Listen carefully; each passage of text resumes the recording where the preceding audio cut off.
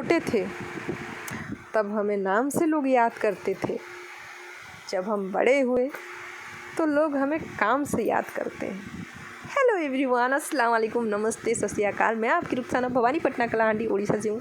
Welcome back to my YouTube channel. So everyone, आज मैं बताने वाली हूँ आप सभी को ये सत्य बात है जो लाइन में पहले बोली। छोटे टाइम में सभी तुम्हें नाम से पुकारेंगे, लेकिन बड़े होने के बाद तुम्हें काम से ही तुम्हें बुलाएंगे। अरे बाप रे, ऐसा काम क्या किया, कोई गंदा काम करने से छी ये ऐसा काम करता है बोल के टॉर्चर किया जाता है। देखो एवरीवन, काम ऐसा करो, ऐसा मिसाल बनो कि लोग भी तुम्हारे जैसे बनने की कोशिश करें। माता पिता प्राउड फील तभी करते हैं जब तुम अपना नाम बढ़ाते हो, क्योंकि नाम तुम्हारा बढ़ता है लेकिन नाम उनका लिया जाता है कि अरे उनके बेटे हैं, अरे उनकी बेटी है। हमेशा तुम्हें जन्म देने वाली माता पिता के लिए पहले सोचना पड़ता है, लेकिन आजकल के ज़माने में क्या हो रहा है, खुद के लिए पहले सोच रहे हैं। अगर हम खुद आगे बढ़ेंगे तो हमारी नाम पहचान तुम्हारी नहीं बढ़ती है। नाम पहचान तुम्हारे माता पिता के लिए, तुम्हारे माता पिता तुम्हें नाम दिए हैं, लेकिन तुम उनका नाम देना है। तुम्हारे नाम से पहचान उनकी बनता है। देखो एवरीवन, जब हमारी ज़िंदगी में हम कुछ टाइम के बाद हार जाते हैं, बहुत बड़ी बड़ी तकलीफ़ आती है।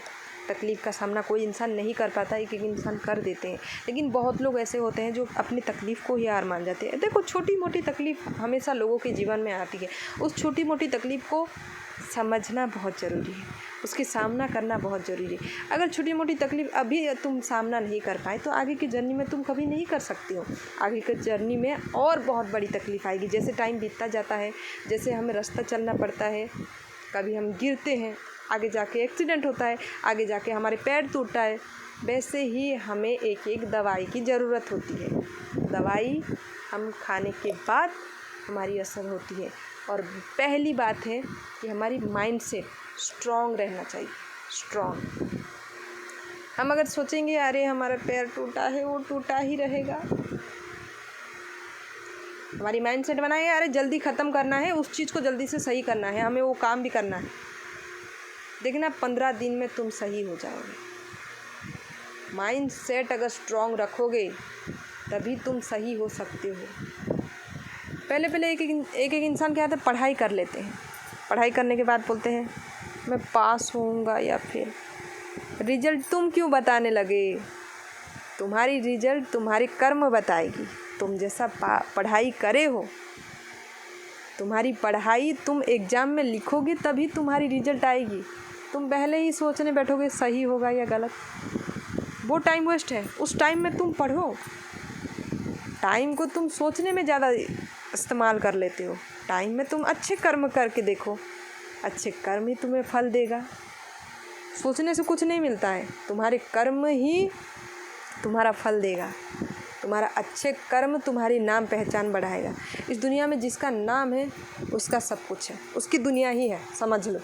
इस दुनिया में तुम कुछ नहीं हो, तुम्हारे ना रिलेटिव हैं, तुम्हारे ना फ्रेंड्स हैं, तुम्हारी कोई भी चीज़ नहीं है, जीरो है, समझ लेना।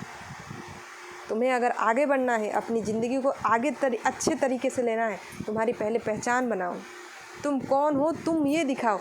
नाम भले ही 10 लोगों का एक नाम होता है, लेकिन नाम उन्हीं का मिसाल में आती है जो अच्छे कर्म करते हैं।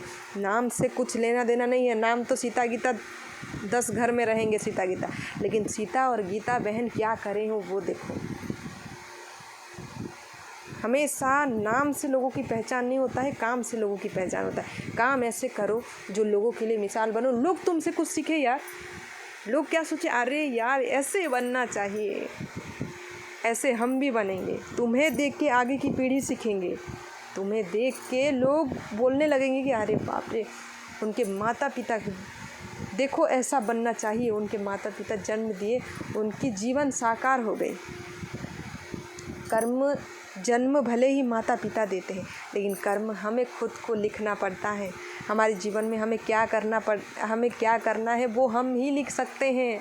हमारी माता पिता हमेशा हमारे साथ नहीं रहेंगे, ना हमें हमेशा शिक्षा देंगे। वो हमारे हर एक कदम पे हमें एक अच्छी बातें सिखाते जाएंगे, लेकिन डिसाइड कौन करेगा? हम खुद करते हैं। मैं अच्छी या बुरी की सोच हमारे दिमाग के अंदर है। अगर गलत जाओगे तो खुद की ही जीवन नष्ट होगी, सही जाओगे तो तुम्हारी ज़िंदगी खुशियों से भर जाएगी और एक उज्जवल भविष्य तुम ही लिख सकते हो।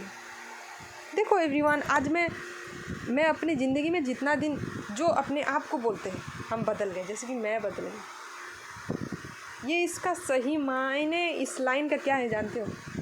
क्योंकि बदलना का मतलब होता है हमने दुनिया को देखा, हमने लोगों को पहचाना, ये संसार में क्या हुआ, क्या नहीं, क्या चाहिए लोगों को, क्या देखना पसंद है, उसी के लिए हमें बदलाव लाना बहुत ज़रूरी है।